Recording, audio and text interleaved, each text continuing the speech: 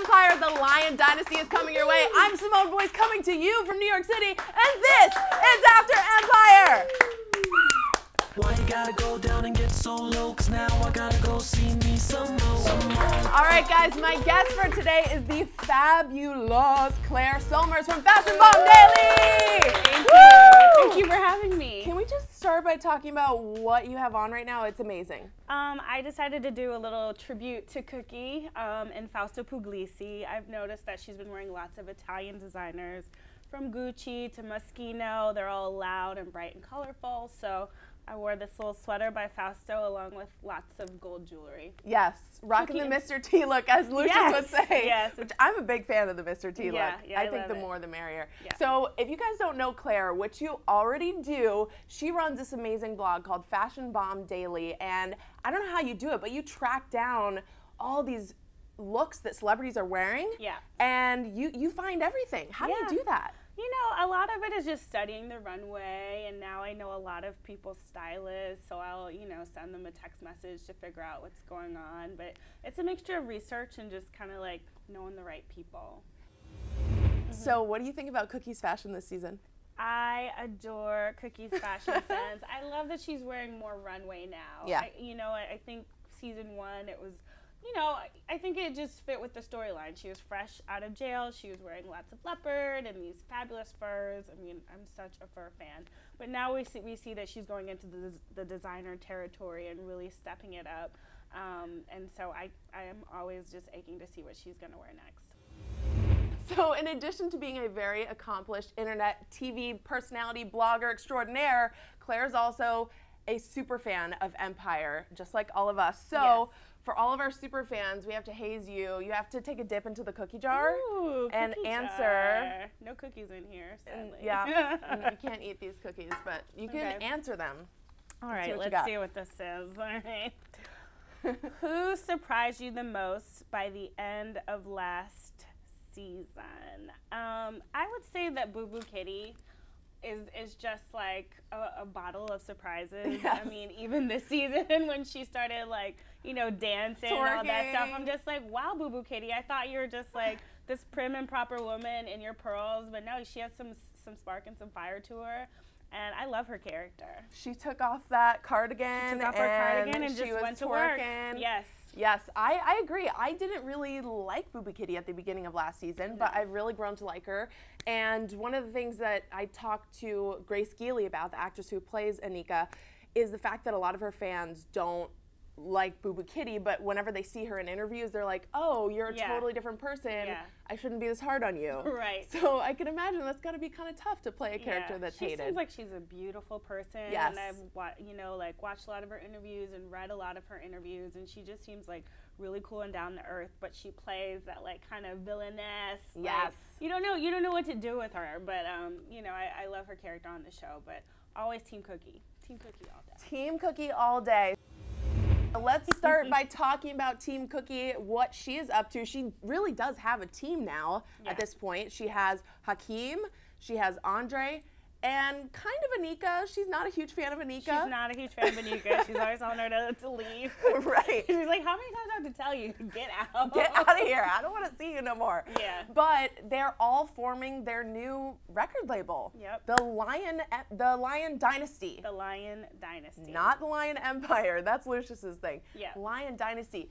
Claire, do you think this is really going to work?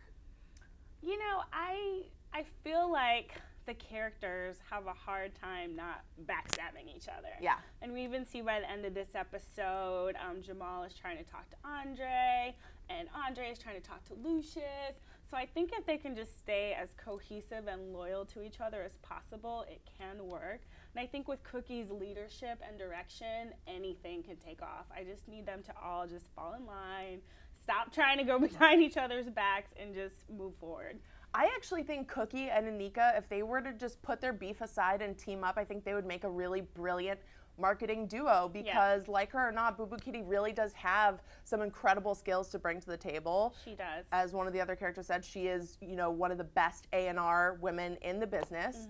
And Hakeem is getting a little overzealous maybe, as he wants to try and put together this girl group, maybe like a new version of Destiny's Child. And that's when we get a cameo from Becky G. Becky G, who is so adorable. She's so cute. I loved her little denim romper, and she loved the little gap in her tooth. She's really cute. And her hoop earrings, and she just walks in there with so much sass. And I actually really liked her song. I thought it was really cute. Yeah. I'm going to look that up.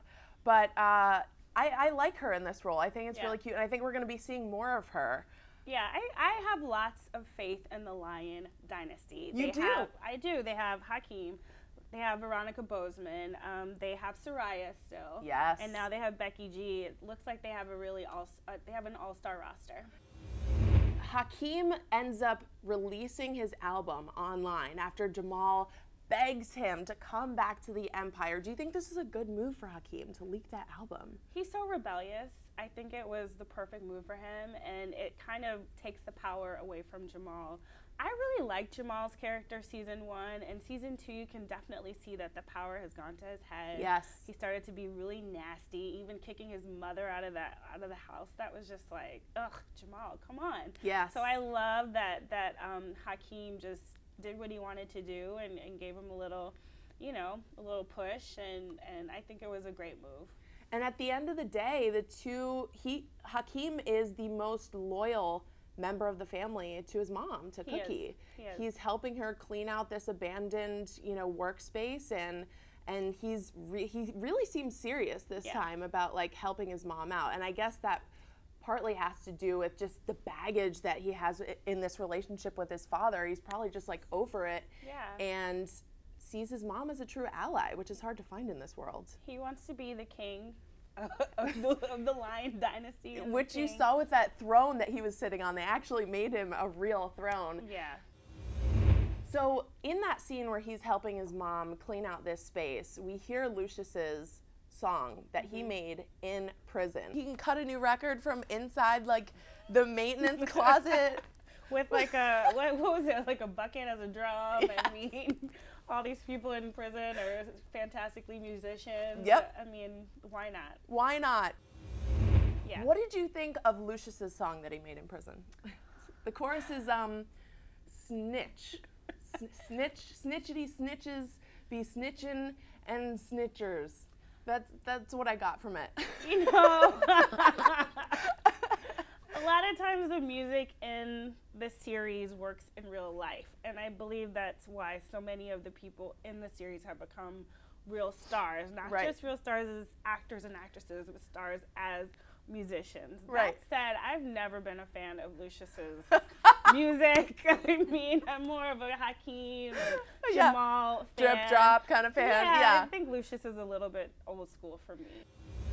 We got to see a lot more of the music this episode. New songs from Jamal, those new songs from Becky G, Tiana. I'm mixing up actor names and character names. Just go with it, okay? I'm losing track. This cast is so big. I'm really excited to hear this song that I've been listening to on Spotify. It's a collaboration between Pitbull and Jamal. Okay. Yeah, it's like a fun little party tune, so I know there's going to be some fun music coming up this season. We got to talk about Ludacris, too. Ludacris is a guard. I hated Ludacris in this episode, and I'm really glad he got beat up. He's not a very likable character. No, I'm like, come on, don't go after Lucius. Don't, like, take his meds away from him. Right. Like, come on, just, like, let the guy live. I mean, not to say that Lucius is the nicest guy on the planet. He's not. He's still guilty. Let's remember that. He's still guilty. He did kill Bunky. But Ludacris doesn't need to be so mean about it. So. What is with all the cameos? They bring in these amazing actors, but it seems like every time they're all playing bad people. Yeah. Like Chris Rock played a cannibal thug. That's the best way to describe him. Yeah. A cannibal thug. And then Ludacris plays this nasty guard with a chip on his shoulder. Mm-hmm. They love bringing in, I can't tell if it's whether the Empire producers love bringing in actors and allowing them to play against type, or maybe the actors are like, I want to play someone real bad. Yeah, and I also feel like a lot of these cameos, I wish they had a little bit longer screen time. I mean, yes. Ludacris, yes, he did, comprise a large part of this episode, but we see Kelly Rowland for 2 seconds.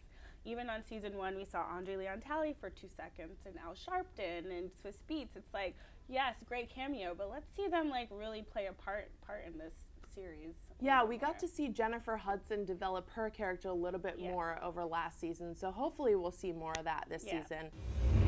The crazy thing is that Ludacris played a character in Hustle and Flow named Skinny. Yeah. And this is a total role reversal here. So we're actually seeing Ludacris like act out some revenge against Terrence Howard. I know. I love how this series, it brings like real world events, it brings movies, it brings so many things to the fore. And there's so many different things happening that are relevant to, you know, to culture and to life and movies and things like that. And I think that the fact that a lot of the actors have history together, it just makes the experience so much richer as an audience member. Exactly.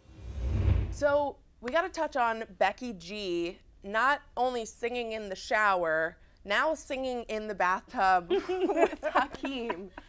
I mean, he just gets whatever he wants. He's the little prince. From Naomi Campbell to Boo Boo Kitty to Soraya, now we have Becky G. We just see, you know, Hakeem, he's a young man, you know, spunky man who just takes what he wants when he wants it. Probably makes his business with pleasure, I guess. Yes, he does. He's not one to separate the two, and probably an accurate indication of perhaps what the music industry is really like.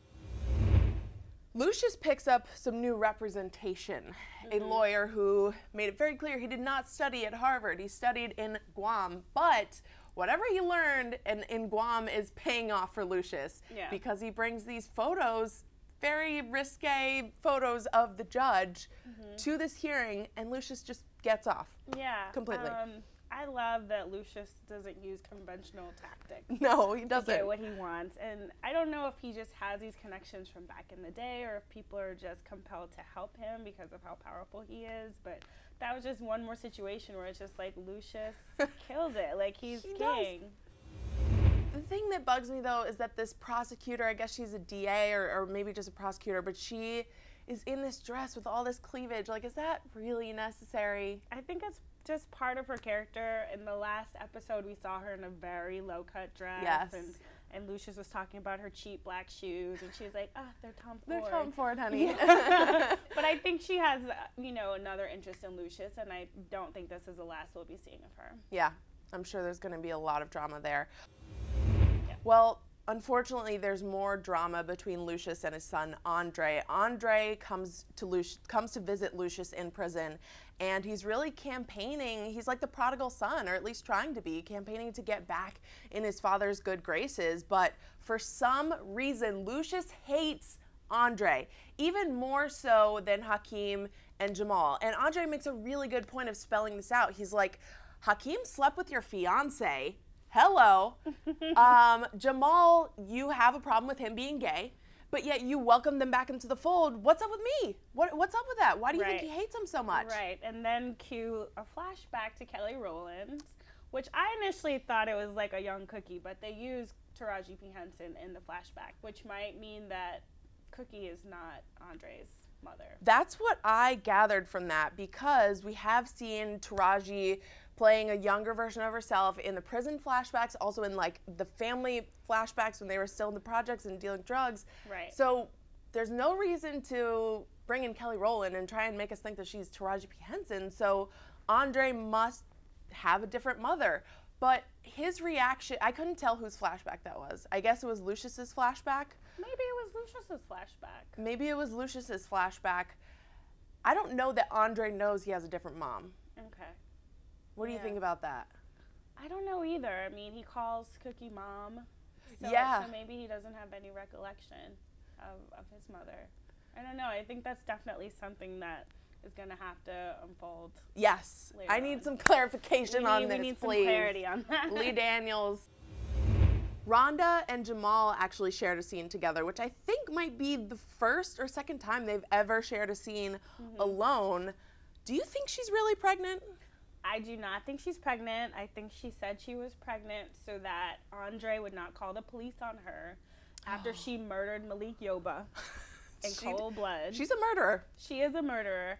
And I want to see the test results. I want to see a sonogram. I want to see something, because I think she's lying. I don't think she's good enough for Andre. She's not good enough for Andre. I'm good enough for Andre. Well, you Might know call who, me. right? You know who is good enough for Andre in real life, though? Grace Geely and Trey I know. Byers. They're a couple. know. Wait, do we think well. that that Anika and Andre could ever actually get together in the show? Oh my God. That would be perfect. I think Lee Daniels is actually clever enough to do something like that. Yeah, let's get Rhonda off, and we'll have Boo Boo Kitty and Andre. They can hook up next. Okay, Please. Thank you. I'm okay with that. Yeah, I'm okay I with like that. Yeah. Well, let us know who you would like to see hook up on Empire. We have so much Empire coming for you this fall. We are doing a live recap every Wednesday night. We're doing tons of recaps right here on our YouTube channel, youtube.com/fox5ny. So come back, talk with us, let us know what you think about the episode. Thank you so much to my amazing co-host. Yes, thank you. Claire Sulmers here. Woo! FashionBombDaily.com for all the Empire fashion recaps you could ever want. And where can we find you on social? On social at FashionBombDaily. Nice. And I'm at Simone Boyce. I will see you guys next time. Same place, same time for more After Empire. Woo! So low, 'cause now I gotta go see me some